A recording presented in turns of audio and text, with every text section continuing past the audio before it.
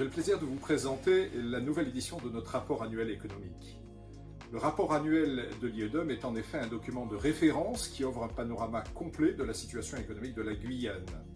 Nous présentons notamment l'impact de l'inflation sur l'activité et nous observons le constat de la poursuite d'un financement dynamique de l'économie malgré la hausse des taux d'intérêt.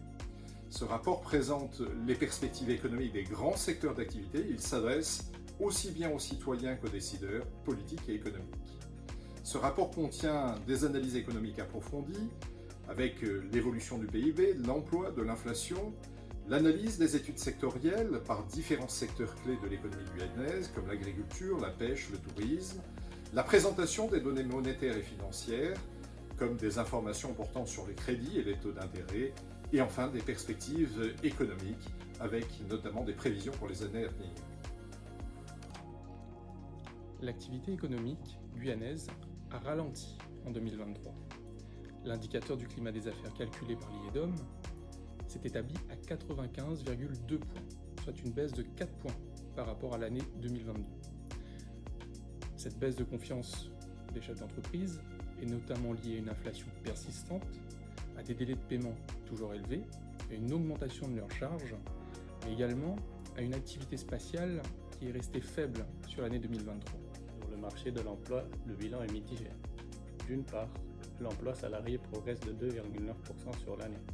Cette hausse est portée principalement par le secteur tertiaire marchand, qui progresse de 4,2%, et par le secteur de la construction, qui progresse de 5,1%. Cependant, le nombre de demandeurs d'emploi de catégorie A progresse également, tout comme le taux de chômage. L'activité bancaire a quant à elle été croissante. Malgré la hausse des taux d'intérêt, l'encours total des crédits a progressé de 5% sur un an.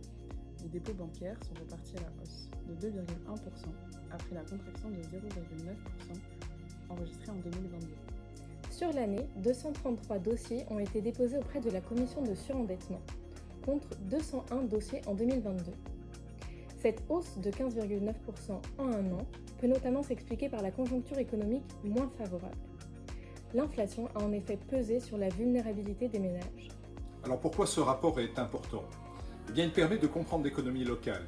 Les analyses permettent en effet ainsi de mieux saisir les enjeux et les défis économiques de la Guyane. Ce rapport permet aussi de s'informer sur les tendances. Il met en évidence les évolutions en cours et les perspectives d'avenir. Il permet également d'aider à la prise de décision, car les données et les analyses fournies peuvent être utiles pour les entreprises, les investisseurs et les pouvoirs publics. Vous pouvez donc retrouver notre analyse complète et gratuite sur notre site internet.